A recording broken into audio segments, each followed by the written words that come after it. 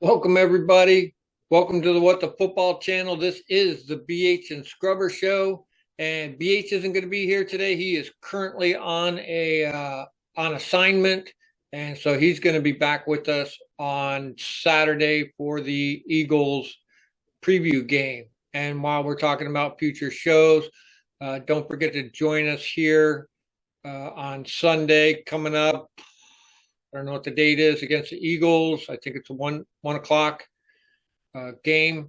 I'm going to be doing the play-by-play live reaction show. Rah! So come and join me. You're going to get it all here. I scream and yell and I cuss, and if you have sensitive ears, too bad. So I drop a lot of F-bombs, especially the way they've been playing here lately, but please join us. It will be against the Eagles. Hey, you never know. Good things could happen. But today's show is going to be the recap show of the game we just played against the New York Giants, and that was a pretty bad game. It was pretty terrible. So just to do a real quick recap, here we go. Punt, punt, punt, punt, interception, punt, punt, punt, end of half. You heard it right. Second half, punt. And if it wasn't for, and then the next one is a touchdown. But if it wasn't for their punt returner muffing the ball and Dyami Brown recovering the ball, I'll go into that more later too. Would have just been a regular punt. So continuing on, punt, punt, missed field goal, turnover on downs. There you go. How's that for a game? So, looking at that game, things that I thought about when I was watching the game and talking about the game is the team just seemed totally unprepared. Just totally unprepared. And I dropped that one on the coaches. It's their job to make sure these guys are freaking ready to go. You know what I'm saying? What's wrong with my stupid shirt? It's backwards on my camera. There you go. The coaches to have them prepared. And I just don't think, we were prepared for that game. It just didn't look like it to me. I mean, like dealing with EB, Eric Bieniemy, knowing full well what Wink Martindale and them were going to do. They were going to, bring the house on us every chance they could. They were gonna blitz and do stunts and try and get to our quarterback, put pressure on them. And they did it. And it just seemed they did it without any resistance whatsoever. It looked like a turnstile front line. They were just letting them through. Even though we did have some 6 and 7 pass protection, it didn't really seem to do anything. So I chalk that up to preparing the team. They knew it was coming. Uh, when I talk about Eric Bieniemy and they say, I just took people's word for it. He's good. He played for the Chiefs, and you know, part of that might be, and this is just strictly my opinion, is there's Eric Bieniemy calling plays standing next to Andy Reid, as opposed to the Eric Bieniemy standing there calling plays next to Ron Rivera. Now, which one of those two Eric Bienemys is going to be better? Well, obviously, if you're calling plays, standing next to Andy Reid, practically a god in this game for the offense, you're going to be a quote unquote good offensive coordinator / head coach. And people were screaming, "Oh, Eric Bieniemy needs all this." Eric Bieniemy has spent the most of his career cradled with the Chiefs. And so, look at when I was watching him on the sideline calling plays, he looked lost. I mean, he had the look in his eyes and he's staring at his little sheet thing there like he didn't know what the fuck was going on. I called that game. I watched it very intently, and the camera shows him on the sideline all the freaking time till you can't stand it. And there he is. He looked lost, and fucking Ron there on the side too, all stone face. The only time Ron I seen him animated the whole time was during the I think Sam Howell through intentional grounding, they got him for it. Ron was all pissed off about that. Hey, Ron, why don't you get pissed off about some of the things you really should be getting pissed off about? Maybe at yourself. Maybe you're not a good enough motivator, again, which speaks back to preparedness for our team. Now, granted, there was a lot of missed assignments. It just seemed like misdirected effort by our team. The front line was freaking horrible. And so, as I sit here and I rag on Ron and I rag on EB, I would also like to point your attention to they're not the only coaches on the team. There are assistant coaches, and I alluded to this back a few shows ago about, well, what are these assistant people doing? Part of that is Ron's fault for bringing people with him that he brought from North Carolina. And when you're hiring people underneath you, as I have done in my life in the past, I've been a manager of a restaurant or whatever and have had to hire people. I didn't hire my friends. I didn't hire my family. You know what I mean? You can't do that. You got to hire the best person for the job. And you can't tell me that some of these people are the best people for the job. Now you say, well, there's something wrong with the O-line. Okay. Well, who's our O-line guy? Oh, here we go. Here's our quarterback's offensive quality control guy. You know who that is? That's Luke Del Rio. Yeah, that's Jack Del Rio's kid. Why, you mean to tell me in all of NFL football, he's the most qualified person to be the offensive quality control guy?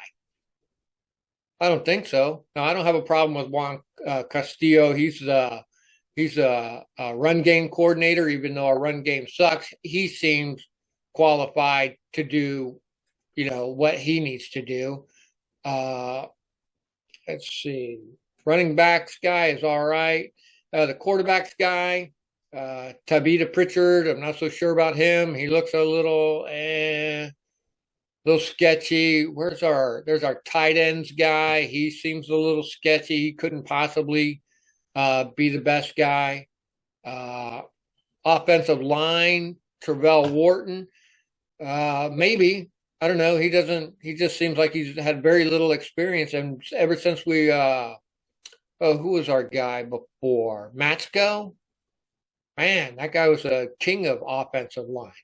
And ever since he's gone, and we never had a great offensive line to begin with. We haven't. We'll address that here in just a second.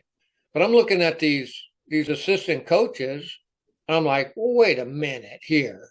There's some. Maybe Ryan Kerrigan's all right for the defensive line. Some of these guys are okay, I guess.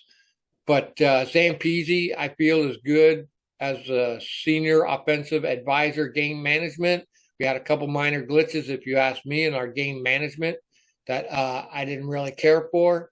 And then also, too, you got this guy here, Vincent Rivera, assistant linebackers coach. I misnomered him before saying that he's Rivera's kid. He's not. He's his nephew. But still, you mean to tell me Ron Rivera's nephew is the only person that applied for that job or is the best person for assistant linebackers that he had to pick his own nephew? Are you kidding me?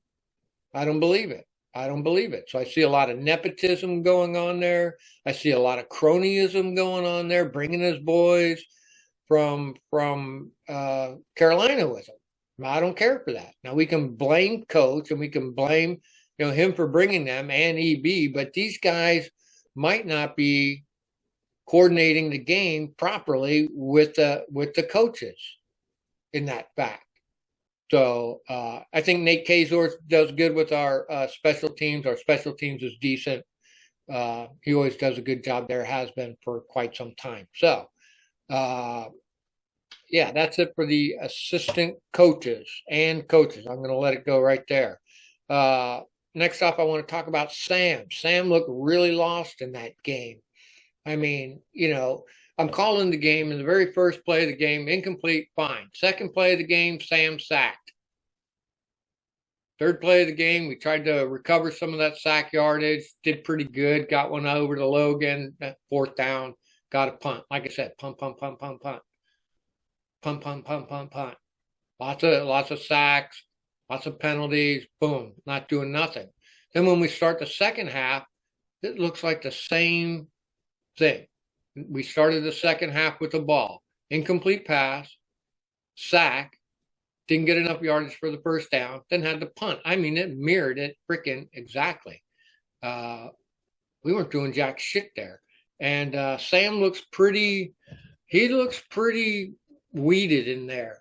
And I guess he would be because he, if you're worried all the time, if they're going to jailbreak on you and tackle you, he not only does he take the sacks, but he gets his ass beat out there. He's throwing the ball, and when he's throwing the ball and it's this high up in the air, they're cracking his ribs, throwing him to the fucking ground. He's getting his ass beat out there. And I remember like a month or so ago, it was brought up to EB the fact that back then Sam had been tackled or had been sacked 15 times. You know what EB said? Oh, I didn't know. I wasn't keeping count. What the fuck do you mean you weren't keeping count? What the fuck is wrong with you? If you don't know, how are you scheming a game if you don't know how many times your quarterback is getting sacked or taking quarterback hits? What the fuck kind of coaches like that? Lord have mercy. He should know by now what that count is. It's 40 something by now. So Sam's popped 6 more times. And it's not just the sacks, but the yardage. It was 52 yards in sacks. Now, a lot of that's on him. I get it.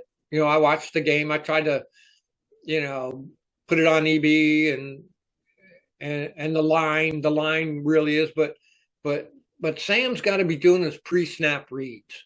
He's got to be figuring out what's going on with this defense and what's coming at him. And as a part of that, I think being able to read the defenses, I feel like, and the NFL has changed a lot over the years, and we've had a comment from one of our people about this, is taking the snap under center instead of in the shotgun. I feel it gives you a better able to read what's going on and direct what's going on. And I just don't feel like he has that pre-snap awareness. And the other thing is he definitely don't have pocket awareness. He just seems clueless in there. He just really does.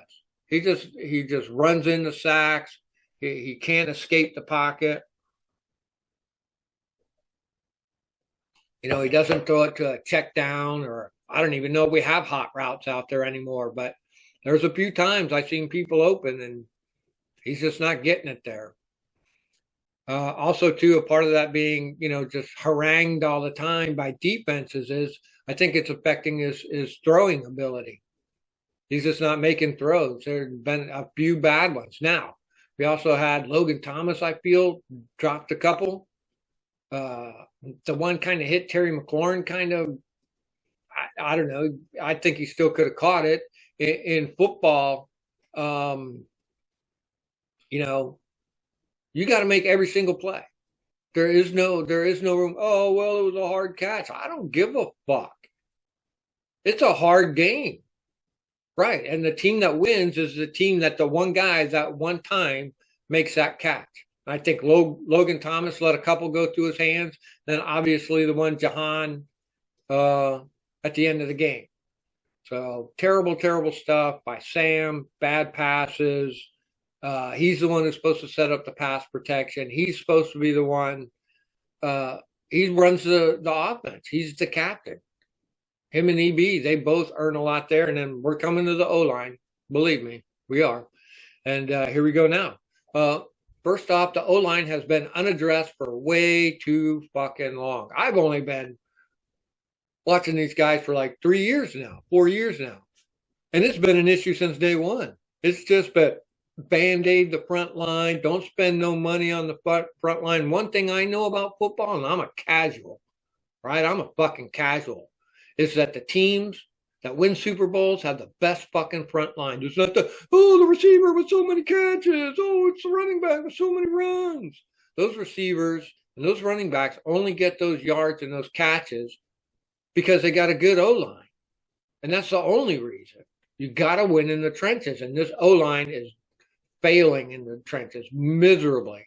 Nick Gates letting people get by him. Wiley letting people getting by him. Lord have them, not picking up their people. Man, they were just blitzing on Sam, just untouched. I don't know how many times. Fucking horrible. Also, too, the penalties on that O-line. Couple holding penalties, a delay of game penalty. Really, Sam? A delay of game penalty. False starts. Intentional groundings. And they all come at the worst of times. You know, it's 3rd and 4. Somebody false starts. Now it's 3rd and 9. You know, 3rd and 3. Somebody holds. Now it's 3rd and 13. What the fuck? Holding penalties kill. We had a couple of them. We had a couple while I'm on penalties. We had the momentum killer too was Jamin Davis getting a defensive holding on that on like a forget what it was, the 3rd and 16, and we sacked the shit out of them. It was Montez Sweat and Chase Young sacked the piss out of them, but they get a first down because Jamin Davis was holding. You know, Tariq Castro Fields running out of bounds, and he did something else. I forget what it was. Some kind of holding or something on a return. Yeah, just those are fucking killers, man. Not only was the O-line bad, but they had all these penalties on them too. And that just goes back to my coach didn't have them prepared. They're not prepared. If they got to cheat, right? If they got to hold, and if they got to, and they're getting burnt so bad that they got a false start, that they're trying to get the jump on the defense, right? That's poor coaching. It's poor management. And like BH says, you know, and people say it too, you know, if, you know, people who are no good got to cheat. People who are no good got to, you know, make penalties. 10 of them. 10 of them for 75 yards. 75 yards on top of, say, the 52 yards of sacks. What's that? 127 yards? Minus 127 yards. That's not even counting the defensive one that gives them 15 yards. And, you know, that's even more there. Penalties, drop passes, and turnovers. We only had one turnover, and that was a shitty throw by Sam. It may have been tipped, blah, blah, blah. I thought it was a bad choice to begin with, bad throw anyways. So we did have we recovered 2 fumbles. There you go. And coming up right now, we're going to talk about the defense. I thought the defense did really good. Held them to 14 points. So all you're doing is asking your offense to score 15 points, right? We're going to win, right? Your defense did such a good job that they held them to 14 points. To me, that's okay. Now, we had a couple bust plays. I think that Hyatt guy got a 42-yard run or a 42-yard catch and like a 35-yard catch or something. So I think Tyrod might have broke one off for some kind of yardage there, a couple runs maybe. So we got still getting too many of those explosive plays. They're killing us. So, but the defense did good. Other than that, I thought we held them to regular. We did pretty good. They attacked David Mayo over the middle. You know, Darren Waller's kind of hard to stop. You know, they had Saquon, I think, ran for like 75 yards, but I thought we held them pretty good as a defense. Did all right. You know what I mean? They scored 2 touchdowns in the first half, but they didn't score nothing in the second half. And Duran got that turnover, which saved our life. They were in the red zone. They were about to score again. So the defense, I felt, did really good. A few things on them, stopped the explosive plays, and their tackling techniques just look terrible still. They still look terrible. They overrun guys.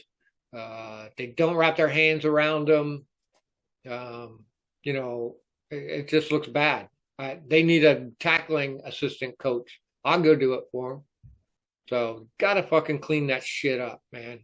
Got to tackle them guys. And we talked about it on the show before. Me and BH were talking about, uh, Cody Barton playing all the plays and stuff like that. Well, and I mentioned, well, he plays all the plays because he's a green dot.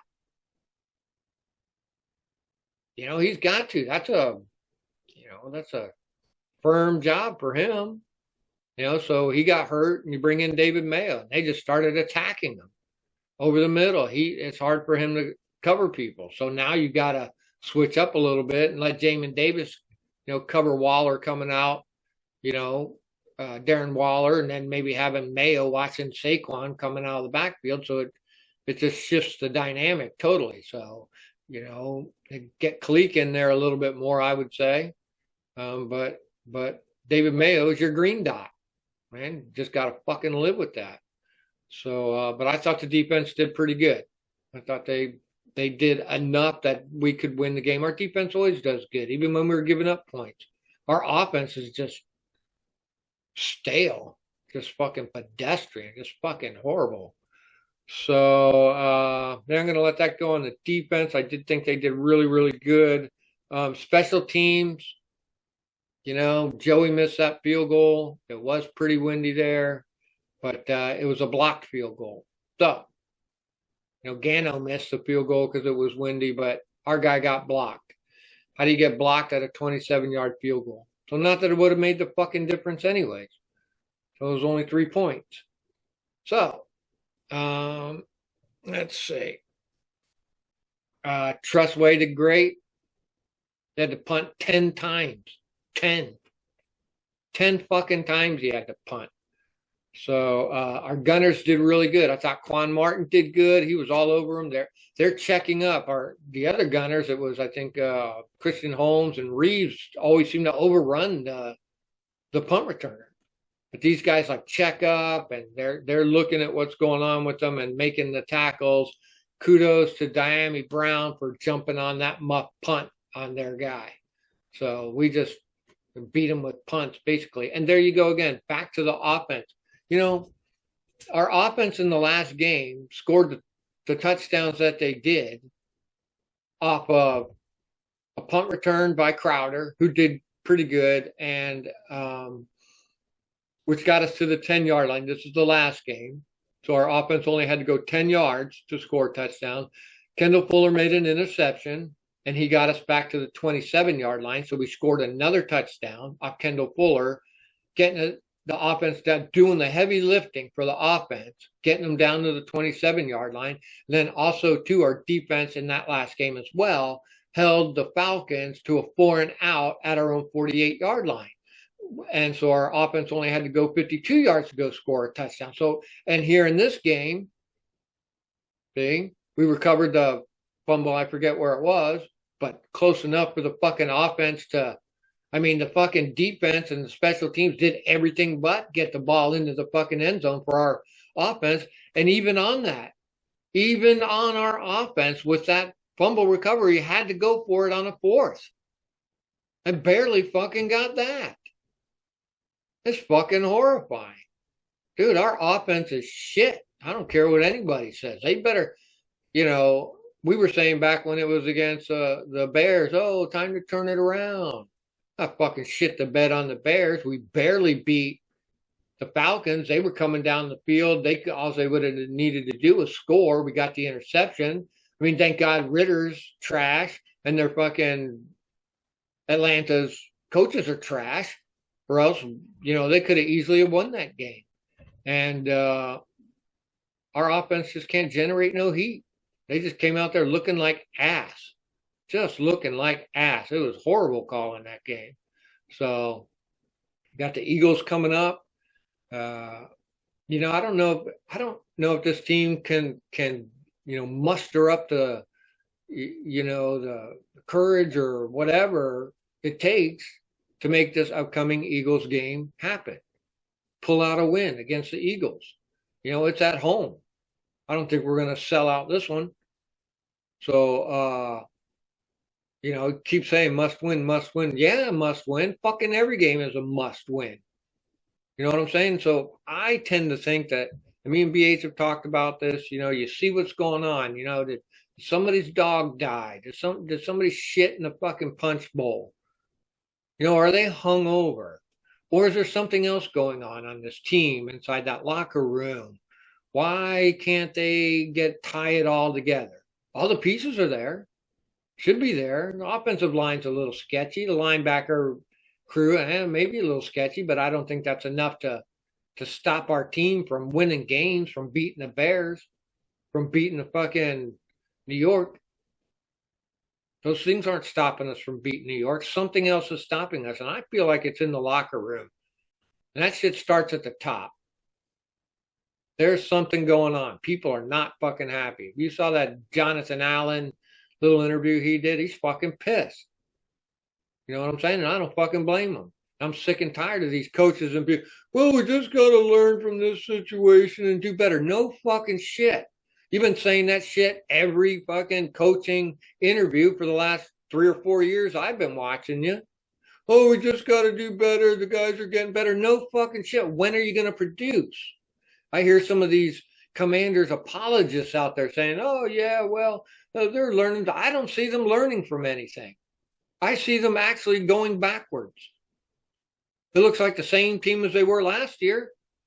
Shitty offense, defense trying to hold, and they just break down.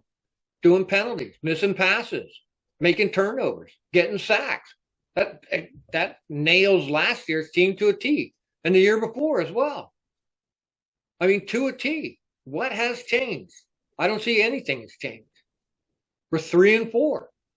Looks just like every other year before this one. So you can't tell me they're doing better. You can't tell me that they're learning. You just can't say that. You're not allowed to say that shit to me anyway. They're not learning anything. They're not doing anything. It looks terrible. EB and them fuckers got to get their shit together. Dial up a plan. We got the Eagles fucking coming.